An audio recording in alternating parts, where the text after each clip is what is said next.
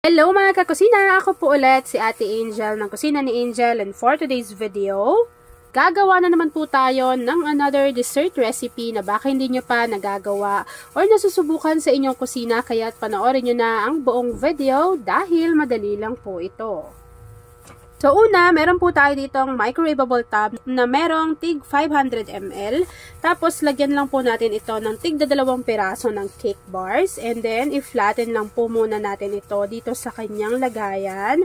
Kapag na-flatten na natin yan, set aside natin to bago gawin na po natin yung ating mixture.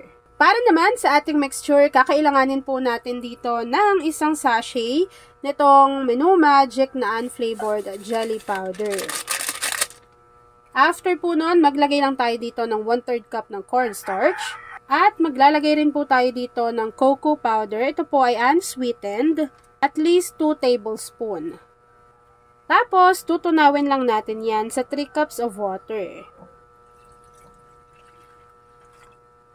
After adding ng ating dry ingredients, tunawin lang po natin ito ng maigi para wala siyang namumuo dyan sa ating kasirola. After mixing, maglalagay tayo dyan ng 1 can or 380 grams nitong Marie Evaporada.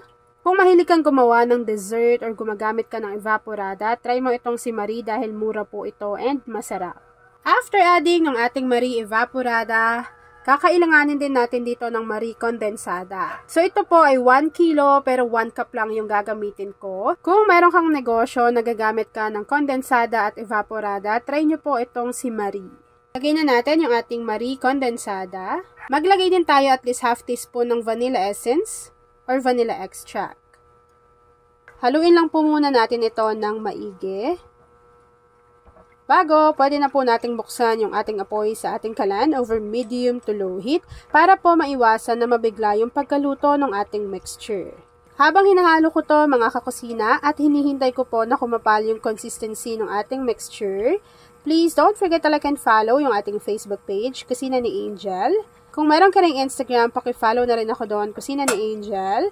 At kung gusto mong matuto pa ng iba pang mga recipes o kaya naman gusto mong mag-share ng mga niluluto mo everyday, pwede kang sumali sa ating Facebook group. Andiyan lang po yan sa ating Facebook page. Pwede nyo na rin po akong i-follow sa aking TikTok account na Kusina ni Angel _official.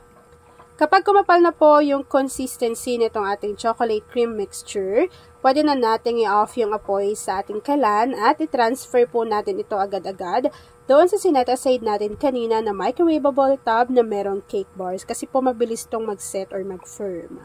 At ayun na nga mga kakusina, ita-transfer ko lang po dito. So nasa sa inyo na, tansyahin nyo na lang kung gaano karami. Tapos, kapag na-transfer nyo na yan dyan, hihintayin lang po natin yung mag-set at mag-firm. And then, after po nun, ipapakita ko na sa inyo kung ano yung natapos nating easy dessert recipe. At ayun na nga mga kakasina, magdadas lang tayo ng cocoa powder sa ibabaw nitong ating dessert kapag medyo lumamig na siya. Tapos, ipapakita ko na sa inyo kung ano yung natapos nating easy dessert recipe. At ayan na nga mga kakasina, once na nag-set na or nag-firm na yung ating recipe this time, pwede na po natin tong i-enjoy. At ayan na mga kakasina, tapos na po ang ating chocolate cream cake. Kung nagustuhan mo yung ating video, please like and share this video. At kung hindi ka pa nakakapag-subscribe sa aking YouTube channel na Kusina ni Angel, please click subscribe button, click mo na yung notification bell, click all para lagi kang updated sa bawat ina-upload kong mga videos. Yan lang mga kakasina. Thanks for watching and enjoy this video. Paki-share po ng ating video kung isa ka sa dessert lover.